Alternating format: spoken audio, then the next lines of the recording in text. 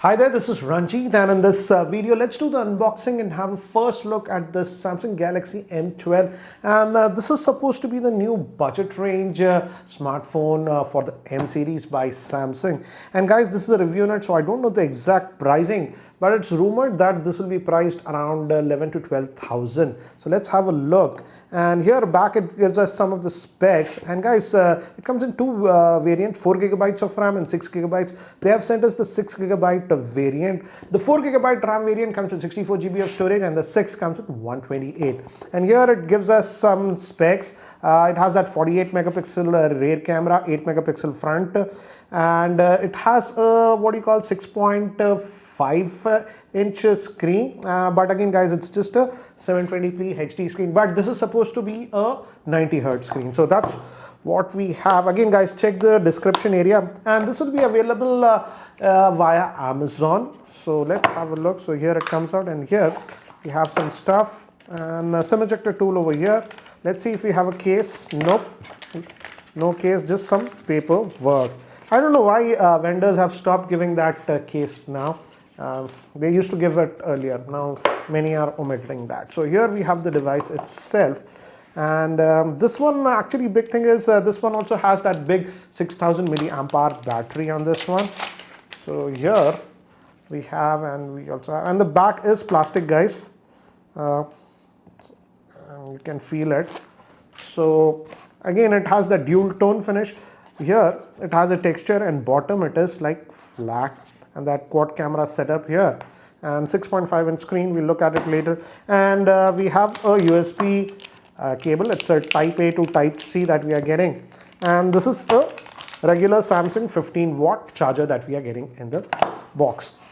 So let me just keep this to the side, and let's have a look at this handset itself. Let's start with the physical overview. It's nice that we still have a secondary noise cancellation microphone, but again, this is plastic guys, entire body. Here it's a volume rocker and a fingerprint and a power button integrated. So its fingerprint is over here. Bottom will be the speaker, type C port.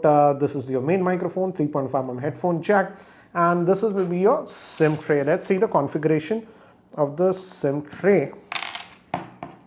So nice to see we are getting a triple slot. It's actually nice in budget oriented phones that you get the triple slot. That way you can go with the base variant and just put a micro SD card for expansion. So that's what we are having. And front facing camera, I suppose it's 8 megapixel, and this is supposed to come with a new Exynos processor. That's the 850, and it's based on 8 nanometer process. So let me do one thing. Let me just try to boot this up, and I'll set it up guys, and then we will continue. And guys, I was just setting up this device, and again you get the screen. Again, just don't hit this agree to all, and user license you have to, privacy. These two are optional guys, so do not enable those, I would say. And guys, almost at the last setup screen, and here again it says this, and many people just hit done. Don't do that. Go over here and again just uncheck these services, discover and all those things within apps, and then you hit apply. Then you get the skip option for this. So that's how you should set up, and your basic language. And I'll just finish this and we'll continue. And here also iron source, you just uncheck that. So guys, I have set up this device, so let's have a closer look at the same. And while I was setting up, it did a lot of updates, updated all the apps and stuff, so I let it do. And this is what you're getting, and it's coming with the new One UI guys. That's the One UI 3.1, which is based on Android 11. Let's have a look. Again, here we have a few quick toggles, typical of Samsung UI. It also has the auto brightness, that's adaptive brightness. I've disabled it for now. But if you go over here, guys, this is the layout that we are getting. And if you go to about the phone, and if you go to software information, as you can see, it's running out of the box with Android 11. That's the latest version. So that's actually a nice thing. And also I like the fact that it's having the One UI version 3.1, but it's the core version of the One UI. And if we go back, guys, this is the 128 gigabyte variant. I did not install any apps or anything, but before that, let me also show you. If you go to the display, we have this adaptive what do you say, that's the 90 hertz refresh rate. By default it was adaptive, so I'm leaving it at that, but you can force it to 60 hertz also, but I don't think so you'll need it, because the battery is that 6000 milliamp hour and it should handle it fine. So let's just go back to the settings. So you have that setting over here, and here are the specs for this device, guys. And as you can see, it's having that 6.5 inch screen. It's a HD plus screen at 90 hertz. They should have gone with the full HD, I feel, but now they're giving that 90 hertz instead of 60. That's the thing that they are doing. Regarding the processor, this one has a new entry level processor. That's the Exynos 850. Actually, it's a octa-core, that's an 8-core processor, but all the 8 cores are based on the ARM Cortex A55, and the GPU is the Mali G52 GPU. The thing is that because it's based on 8 nanometer process, the battery life should be actually pretty good, considering that it has that 6000 milliamp hour battery, and back that camera. But let's look at the weight, because it has that 6000 milliamp hour battery. Let's just weigh it. It has some heft, but let's look at the weight. If I put it over here, let it reset to 0. Yes. So 222 grams is the weight of this device, guys. And let's also look at the fingerprint. It's over here. So it's the power fingerprint, guys, and it's an active. So if you just place your finger, it actually unlocks, as you can see. So this is fairly actually good. And you can also just press it also, then also it works, but you can just leave your finger. So no issues with that. And this is the typical UI that you're getting. There are some apps that were preloaded, guys, as you can see, that mode, Snapchat, and Daily Hunt and all those things. Let's see if we can remove it. So yes, there is some junkware that is pre-installed.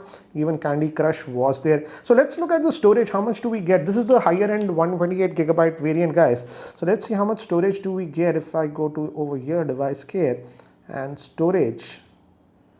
So about, it says 23.62 gigabytes was actually used on this one. So that's regarding the storage that you would get. But I like that at least they have given the dedicated micro SD card on this one.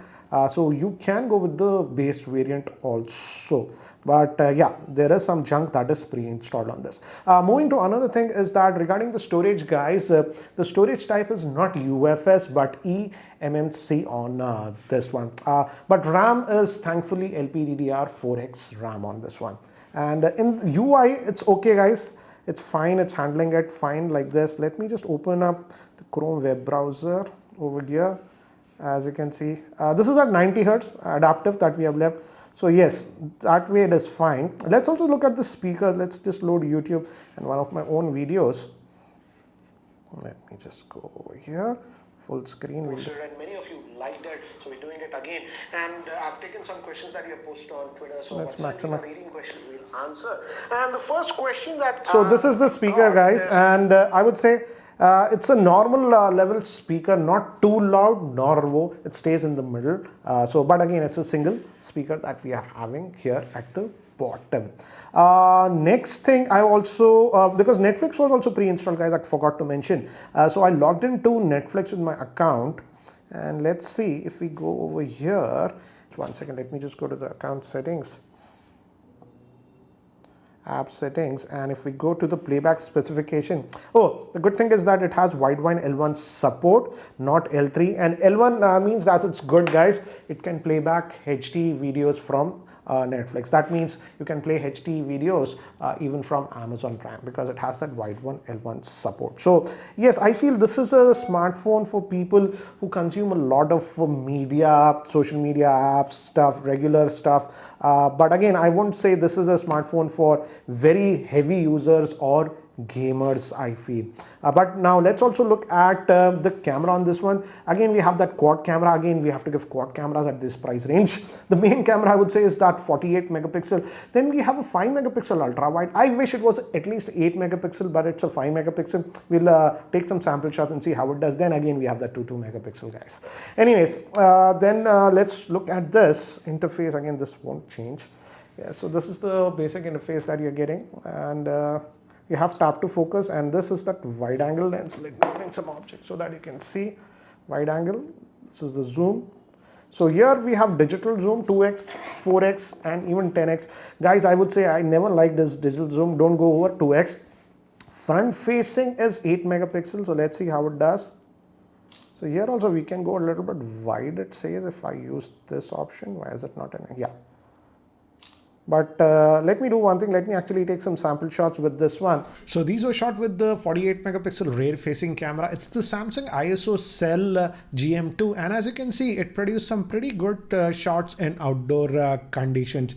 In fact, I like this shot. Notice the dynamic range. Now moving to human subjects, just notice the skin tones also. They were produced very well, as you can see. But this was also a regular shot. But when I invoked the portrait mode, it became very dark. I think so this is a bug. Hopefully they fix this with the software update. Now moving to wide angle shots, these were taken with the wide angle, and again, as you can see, not much color distortion here also. These were taken with the front facing camera, and I feel the front facing camera in outdoor conditions also does a good job.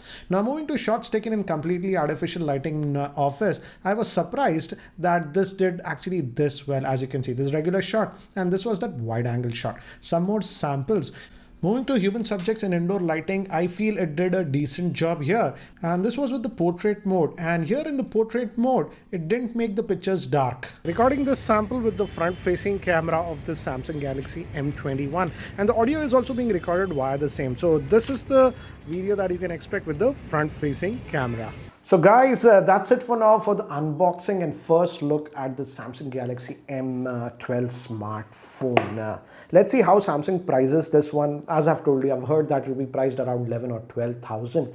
And I would say this is a smartphone for people who specifically want a Samsung smartphone and they like this UI, that is the One UI. I like the fact that at least we are getting the latest version of Android, that's Android 11. And again, because it has that big 6000 milliamp hour battery, the battery life should be also very good because it's based on the 8 nanometer process. So for general users, I feel this is a okay smartphone considering the camera performance was also pretty decent. But again, I won't say this is for gamers. Anyways, guys, that's it for now. Thanks for watching. This is Ranjit and I hope to see you in my next video. Take care, guys.